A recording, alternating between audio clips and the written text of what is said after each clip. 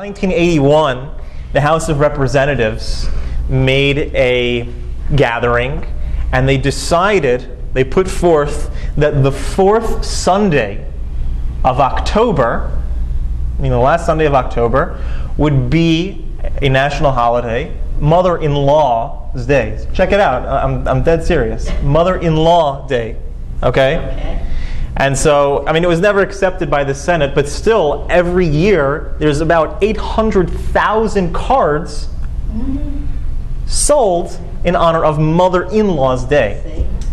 So I was talking to a friend about it, and we were talking about, maybe why it didn't pick up. So he said to me, how many days at the end of October can you devote to witches?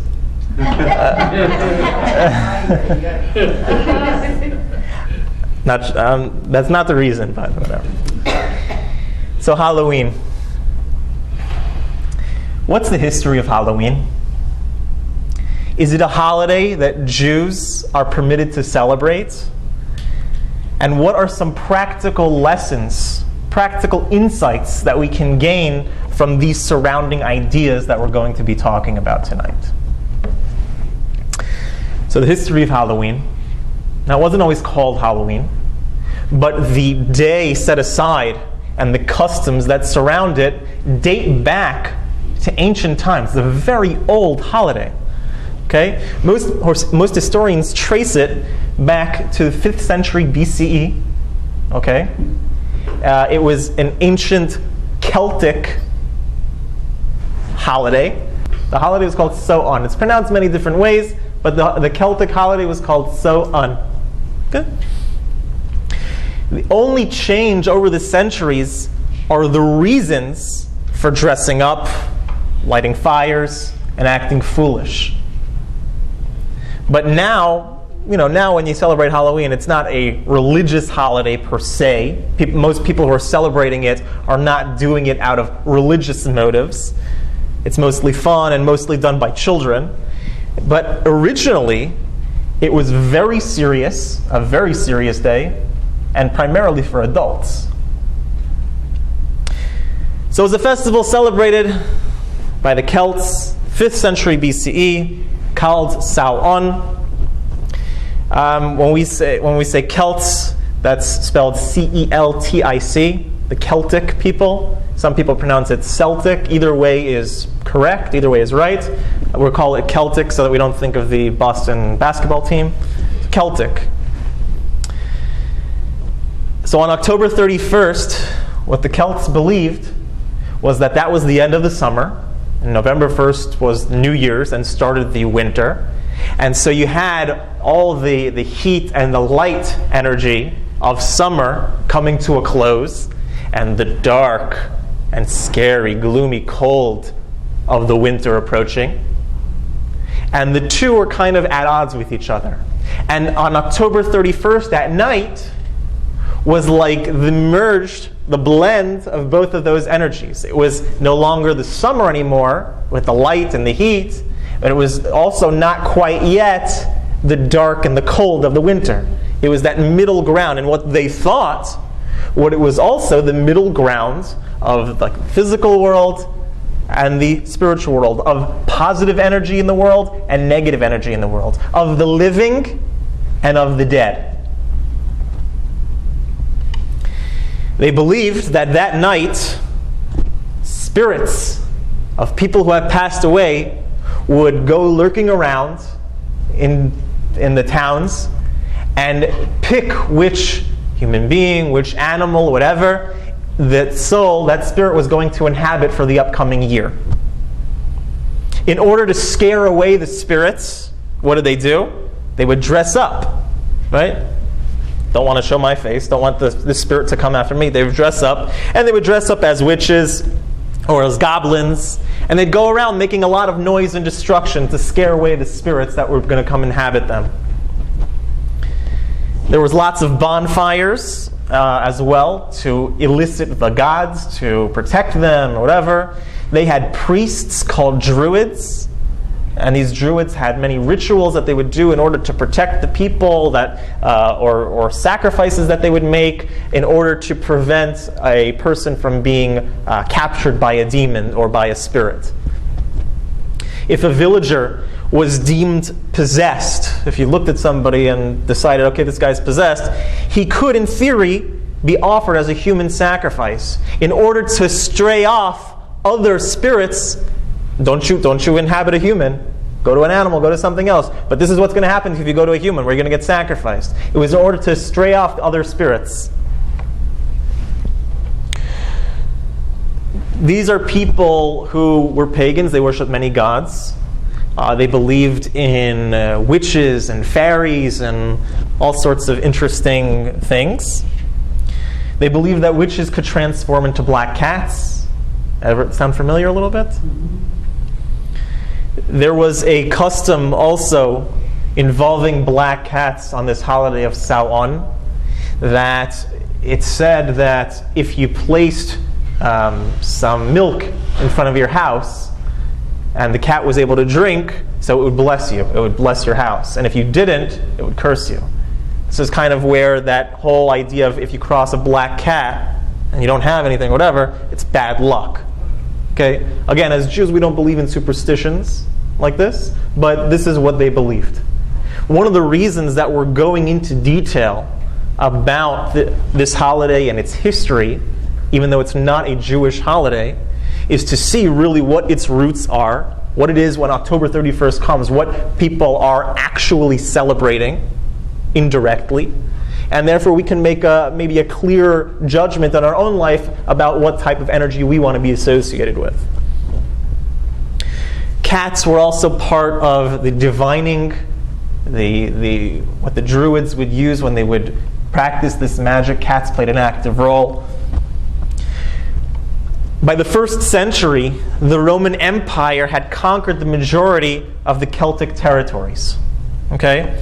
Over time, 2 Roman festivals combined with Celtic celebration of Samhain. So the Romans when they took power, they integrated these old customs that were part of Ireland, that were part of this ancient Celtic holiday, and made it kind of part of their own. And some of the rituals, they added on some additional customs and rituals that got mishmashed into it. 2 Roman holidays in particular are associated with what we call today Halloween. One is a day called Feralia.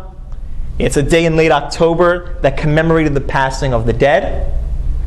And the second one is called Pomona, named after a Roman goddess, she was the goddess of the fruit and the trees.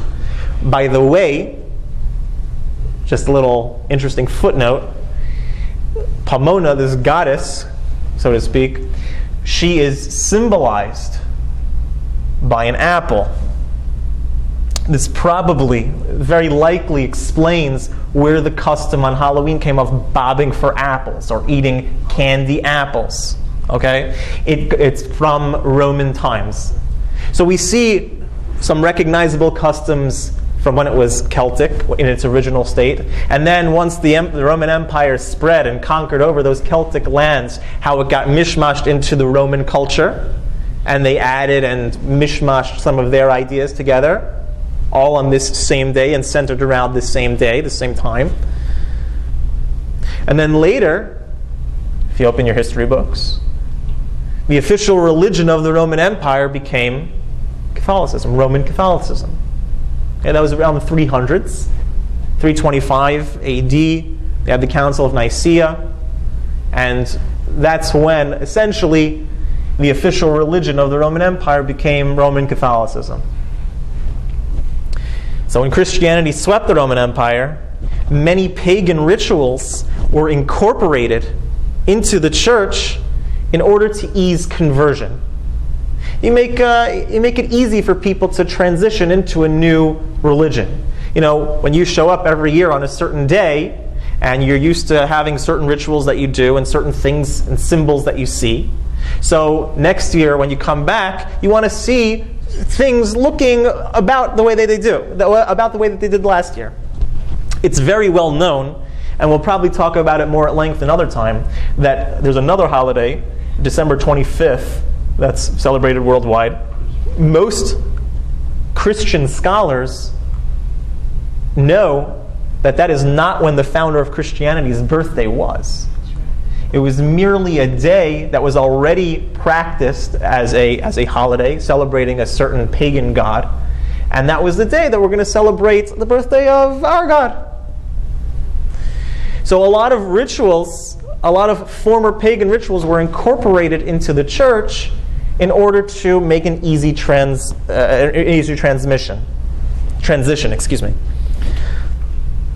On May 13th, in the year 609 Common Era, the then Pope dedicated the Pantheon to Christian martyrs as opposed to the gods. They got rid of all the statues of the gods, and they became statues of the Christian martyrs. It was dedicated instead to the Catholic Church.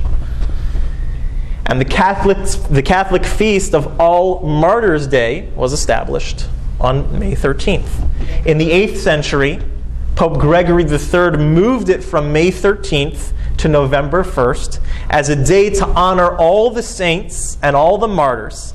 So the holiday, All Saints' Day, incorporated some earlier traditions as well. The evening before All Saints' Day, November 1st, is October 31st, and was known as All Hallows' Eve. Later on, the church also adapted November 2nd as All Souls' Day, which revamped the Celtic festival of the dead. How did Halloween come to America? Where did it come from? It was in Europe. How did it come to America? So the Irish immigrants, when they were fleeing potato famine in the early 1800s, brought their customs and their costumes to America. All these rituals and ideas that they had, these holidays, they brought to America in the mid-1800s. The ancient Irish Celts had a custom to hollow out large turnips and carved demon faces and lit the inside with a candle of turnips. When the settlers, the Irish immigrants, came to America, they found turnips very hard to find. But you know what they found a lot of? Pumpkins. A lot of pumpkins. So from then on, the inside of the pumpkin became associated with autumn and Thanksgiving, pumpkin pie, whatever, and the outside of the pumpkin, Halloween. Even the term jack-o'-lantern is from Irish folklore. The folk story goes that there was a man named Jack who was known as a stingy drunkard, and one time he convinced the devil to follow him up a tree, and the devil chased him up a tree, and when he was up there, he trapped him. And he wouldn't let him go. And so the devil said, that if you let me go, I'm never going to tempt you again. You'll never have these temptations. You're a bad guy. I'll never tempt you again. So he let him go, whatever. After he passed away, because he lived a very sinful life, he wasn't allowed in heaven. And when he went downstairs, the devil said, I'm not going to warm you up down here. You're going to have to roam around in the cold. So the folk legend from the Irish says that the devil gave him one charcoal, one little amber, which he put inside of a turnip that he had bit and hollowed out through biting, and that was known as Jack's lantern.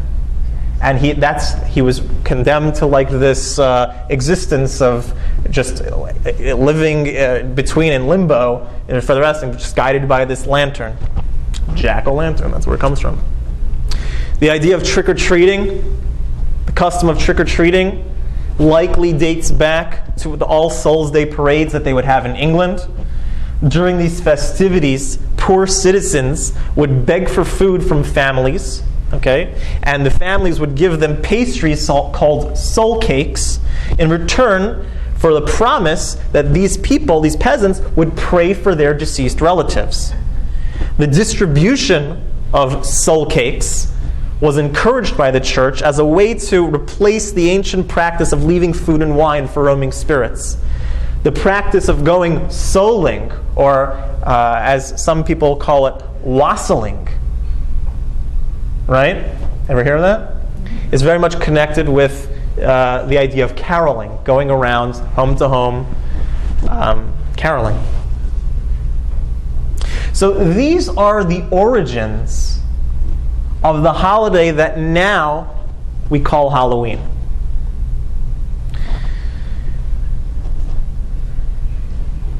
The question is, how is a Jew supposed to look at it? Now that we really have a much better understanding of where this holiday comes from, what's our approach supposed to be? In Judaism, we believe something very special. Not everybody has to be a Jew. In fact, we're probably the only religion that exists in the world that doesn't mandate our way or the highway. What do we say instead? We have our role in creation. We have our job to do in this world. And you have your job. Us Jews, we have to do 613 commandments. Non-Jews have to uphold a moral society, the 7 Noahide laws, in this week's Parsha, Parshas Noah. And if they do what they're supposed to do, God says, I love you. Great job. And they have a front row seat in the next world as well. Jews have a little bit more responsibility to do. That's fine. Just like, think about a synagogue. In a synagogue, it's also different than many of the other houses of worship. Usually, the leader in the house of worship, the priest, the pastor, the imam, whoever, okay, is head and shoulders above the congregation. I mean, he's holy, and everyone else is mediocre. He's like the key, or the bridge to heaven. If you want to talk to God, you got to go through this guy. Whereas in Judaism, the rabbi is just really not the holier guy, but just more knowledgeable, perhaps, than the rest of the congregation. The most qualified leader, the most qualified teacher, the most qualified at making Jewish legal decisions, but not the most holy per se. Just a different role. You have the rabbi and the congregation, and together they work together to make the synagogue, the house of worship, work. And it works a similar way with the Jewish people and the rest of humanity. We're not better than anybody, but we do have a very distinct role. We are meant to be God's messengers, God's ambassadors, God's rabbis, so to speak, teaching the rest of the world Torah as it is meant to be learned by them. Teaching all of humanity not that you have to be Jewish and that you better be Jewish, and if you're not Jewish, you're nothing. No. Instead, teaching them about morality, bringing the idea of one God to the world, and showing them what their purpose in this world really is. That being the case, we have a further idea. Being that we are physical people, and that which appears real to us is the physical world, it's very easy to go astray from our actual mission. Our mission is a spiritual mission. Our mission is to look through the lens of Torah and see the godly spark within everything, and using the Torah as our guide, know how to interact with everything, know how to uplift the world around us. Those things which we're commanded to utilize, do them, to put on tefillin, to light Shabbat candles, etc. Those things that we're, through the lens of the Torah, told to abstain from those things. But, being that what's most real to us isn't always the godly glow in the room, it's more practically the hamburger in front of our eyes, it's very easy to be led astray. Both through temptation of physical objects, physical things, and ideologies as well. So the Torah tells us that we're supposed to make, in certain areas of our life, a fence, a little bit of a separation. Not that we're holding ourselves aloof, or that we think we're better than anybody, but if we're supposed to be God's role models in the world, you ever have a role model in your life that you really looked up to? And the reason you looked up to him is because he wasn't exactly like you. He held him in a little higher esteem. And then, did you ever see that role model do something that you didn't expect this guy to be doing, or this girl to be doing? And all of a sudden, your whole respect of them was lost. Because why? Because they weren't separating themselves. Because they didn't act as a role model, as an example. They were acting like you. I don't need another guy like me around. I don't need to lead someone who's just like me. I need someone who's I hold her a little bit higher esteem. So too it works the same with the Jewish people. In order for us to be the proper influence that we're meant to be in this world, we have to be, in some areas of our life, a little bit separate, a little bit removed. We have to know our boundaries. And there's a whole system and a whole category of halacha, of Jewish law, called chukat akum. Things that are the ways of humanity, the ways of the non-Jewish world. And we're not meant to get involved in all of those things, all of their custom, all of their practices, and all of their ideologies. Now, I'd like to make a little disclaimer. And this disclaimer is also mentioned in the Tshuvas of the Divrei Chaim. And he says, don't think for a second that this fence or this separation has anything to do with arrogance. It's just to emphasize our responsibility. The intent is not to cause a leniency in respect that's shown to our neighbors, our non-Jewish neighbors. It's clear, we know that for a fact, because the sages oftentimes had friends, acquaintances who were not Jewish, commoners, noblemen. So it's not to be estranged from them and not to like them and be friends and be good neighbors and whatever with the non-Jewish world. However, there has to be a mental safeguard and a distinction to keep our minds and responsibilities in the world as clear as possible. Because we have a unique mission in this world, that being a good person isn't enough when you're a Jew. You also have to infuse the world with holiness. Hard. So in order to keep your eye on the ball, in order to keep our eye on the ball, and keep ourselves in sync with our mission, we have to, in some areas of our life, have a certain boundary, that we don't participate in certain things. There's 3 verses in the Torah that talk about our need to not go in the ways, or all the ways of our neighbors. Number 1 is found in Vayikra, Leviticus. It says you should not go in the actions and the statutes of the land of Canaan. You can see it on your papers. The second one is also found in Vayikra, also in Leviticus. It says, I have separated you from the nations. Okay? I've separated you. I've made you different. You're different.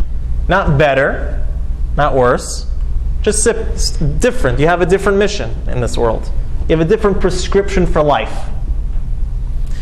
And the third is caution yourself lest you be pulled in their ways. That's from Dvarim, the book of Deuteronomy.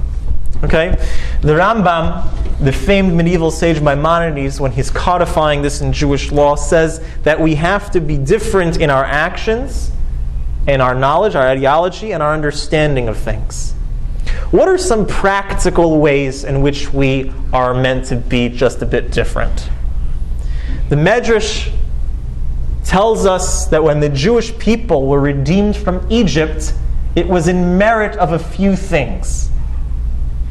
Okay? Number 1, they didn't change their names. They kept their Jewish names, their Hebrew names. Number 2, they kept their language. Hebrew was their language. And they didn't change their clothing as well. They made themselves dress a little bit different than their surroundings as well. You know, it's interesting, just as an interesting anecdote, in the 1960s, when a lot of Jewish people were being pulled towards cults or the Eastern religions or to hippieism. Hippieism in particular, a lot of the hippies, when they would learn Torah, so they would want to embrace it. They said, wow, you know, this all this love and peace that we're looking for, that we're searching for, is really all in the Torah. If I pursue a Torah life, I can have that love and peace and groovy, man. The world is great. So a lot of them pursued getting back to their roots and becoming more involved in their Judaism. Now, a lot of people in the religious world were a little bit standoffish. Who are these, long-haired weirdo people who all of a sudden want to become, part of our community? And one person who turned the tide and looked at it in a completely opposite direction was the Lubavitcher Rebbe. And he said that when the Jews were redeemed from Egypt, one of the things that made them worthy of redemption was they didn't change their name, and they had their own language, and they had their own clothing. Look at these hippies. They have their own language. Groovy, dude. They have their own clothing. You ever see the tie-dye, whatever? And they had their own names. They had their own names for each other. So he said the same reason that they are redeemable, that they are worthy and able and should be encouraged to come back, is the same reason that God took us out of Egypt in the first place. They want to be different than their surroundings. They're looking for a better tomorrow. They're looking for a more deeper connection with life. Let's show them the real deep connection with life. So the language, names, and clothing. The language separated them from the Egyptians and kept them away from idolatry. If you're speaking predominantly a different language, it'll keep you out of the dearth of the culture. A Jewish name is very important. Okay? Our tradition teaches, and we've discussed it several times, that when a parent names their child in the Jewish name, they're given a glimmer of divine intuition. The Arizal, the most famous Kabbalist, perhaps of all time, said that the name of a person, the Jewish name of a person, is the channel of divine energy unique to that person. So by naming a person one name will direct a certain energy mold toward that person, as opposed to naming them something else. It's a big deal, a Jewish name. A big deal. The Maram Shik says that a person who has a non-Jewish name, he goes to the opposite extreme, says that someone who has a non-Jewish name is violating the idea of going in the path of the non-Jews, of the Gentiles. Now, whether that's the actual halacha, whether that's the actual law or not, that's not for tonight to decide, but just to emphasize this idea of how important a Jewish and uniquely Jewish name is. And to go by a Jewish name. That a Jewish name shouldn't be just the thing that we have on our wedding certificate, or our ksuba, and on our death certificate. It should be something that we know, that we live by, and we try and live up to. And the last thing was clothing. In Judaism, one of the things as a Jew, we always have to have some sort of Jewish dress of distinction. For example, in Talmudic times, the yarmulke, a head covering, wasn't done by everybody. It was something that was more by the pious. Then it became custom that everybody started wearing it. And nowadays, that when all the other people in the world, when they want to show respect, they take off their hats. We have to be different from them. Of course, we're Jews, right? And we put on a hat in order to show respect. So a Jew, is always meant to look distinctly Jewish. I don't mean nose, and I don't mean bald head, or anything like that. We're talking yarmulke, we're talking tzitzis for women, we're talking, that you should dress in a modest way, that a person should look down the street and say, oh, there goes a Jew, in a good way.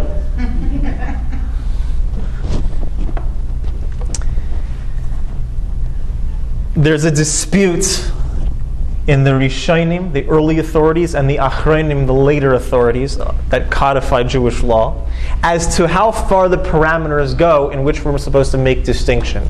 In particular, when it comes to celebrations, holidays, and events like that.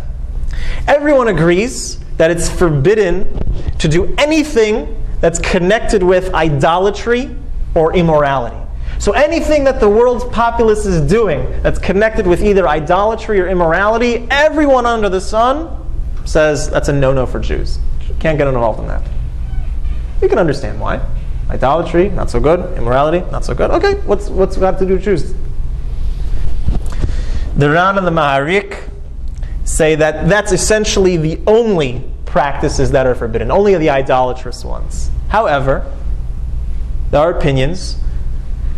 Tosfos, one of the Rishonim, one of the early authorities, comments in the Talmud, in the Gemara in Avodah Zarah, saying that even a minhag shtus, even a practice, a custom, a holiday that's not religiously oriented, has no religious or spiritual ramifications, is also not for a Jew. It's also something that we're meant to distinguish ourselves from. Even one that's not connected with religion or philosophy. A minhag shtus, it's just something that everybody does on a certain day for no apparent reason, also not for a Jew. So now knowing these basic parameters, how does this all apply back to Halloween? If you think about it, everything that Halloween represents is the antithesis of Judaism. Everything it stands for. Halloween's about darkness. Judaism's about light. Halloween's about scaring. Judaism's about kindness. Halloween's about taking, trick-or-treating. Gimme. Judaism's about giving. Halloween's about death. Judaism's about life. What's a Jew got to do with Halloween? We said earlier that Halloween has clear idolatrous beginnings. It was thought to be the most favorable time for divination, a time of superstition, all of which are prohibited in Judaism. It was the only day that the help of the devil was invoked for such purposes. Not so much with Judaism. Later, when the Roman holidays got mishmashed in, wasn't much better. The Roman holidays were far from good, far from Jewish. Many of their holidays had masks as well. The Talmud, also the Gemara in Avodah Zarah, tells a very interesting and unfortunate holiday that the Romans would celebrate. It said that once in 70 years they would get together and they have a parade. And this parade would involve a lame man and a healthy man. And the healthy man, the strong man, would sit on top, right on top of the lame man. The strong man represented Esau, who was the ancestor of Rome. And the lame man represents Yaakov, Jacob, the origin of Israel, the Jewish people. And it was to show the dominance of Rome, the empire, over the Jews. Not only that, but it says that the strong man would wear a very special mask. What was this mask that he would use? We're just coming now from Yom Kippur. Part of the Yom Kippur service, towards the end, we commemorate 10 martyrs. 10 martyrs who gave their life for their religion. 10 great sages who were killed just because they were Jews and spreading Torah. One person was Rabbi Ishmael. He was the high priest, and he was executed by Hadrian. He was one of the 10 martyrs. At that time, the daughter of Caesar thought that he was a very attractive man. So before he was killed, or as he was being killed, his face was flayed off of his body and mounted as an object to be looked at, an object to be adorned and not worshipped, but to be gazed at. And during this holiday that the Romans would celebrate, the strong man representing Esav would wear the face, literally the face, of Rabbi Yishmael. Not such a great holiday. Not such great people. Professor John Hennig, in his classical article on the topic of Halloween, demonstrates clear historical relationship between the Celtic celebration, as it once was, then its later Roman adaptation, the later Catholic responses to it, until this modern American holiday that we call Halloween. In the early 1950s, when the Satmar Rebbe's wife passed away, the Rebbe, the Lubavitch Rebbe, went to be Menachem Avel him, went to go comfort him in his mourning. This was the early 1950s. It actually happened right around, within the next month or so. It was in Cheshvan. One of the things that they discussed, of all topics, they discussed a few topics. One of them was the idolatrous ramifications and implications of Halloween, because Halloween was in that week, so they were talking about the ideas behind it. It's no secret that Halloween is associated with idolatry, with paganism, with things completely counterintuitive to the Jewish mind. Although few today celebrate it for those reasons, most people just use it as an excuse to get candy, throw eggs at each other, and toilet paper your trees. Okay? It would still be prohibited for a Jew to do it due to its known origins. The author of the book Oitzer Kol Minhagei Yeshurun, which is a book about the origin of many of our Jewish customs, discusses Halloween and says that it's prohibited for any Jew to partake in it, to celebrate it. It gives many reasons why. But what about participating indirectly? What about trick-or-treaters come to your house? Are you allowed to give them candy? So, ideally, if a person could avoid it, that might be the best way. If not, there may be, and it's going to cause ill feelings, or you're going to be the cheap Jew, or whatever. It's going to, whatever kind of negative connotations are going to come with it. There may be some room for leniency. I've heard from several sources that Rav Pam, who was a noted scholar, a noted sage in this generation, he was the Rosh Yeshiva, the head of the yeshiva, the Mesivta Torah V'das. I've heard from several people that he did give trick-or-treaters when they came around. Just food for thought. With all other things that we may be tied up with in our life that surround Halloween, if at work they're having a Halloween party, or if you're a school teacher in a public school and part of the curriculum is Halloween, ask your local Orthodox rabbi how to go about dealing with it. Yeah. In Judaism, as we touched on earlier, we're meant to be a light unto the nation. The prophet Yeshaya, the prophet Isaiah, says it's the job of the Jew to serve as a light unto the nations. A light unto the nations, not to be consumed by the nation, not to assimilate, to illuminate. Again, our job, our purpose, our goal is not to convert, but to be ambassadors of God and His Torah in this world. You know, Abraham and the Torah, all of our great-great-great-great-great-great-great-great-grandfathers, was known as the Ivri, the Hebrew.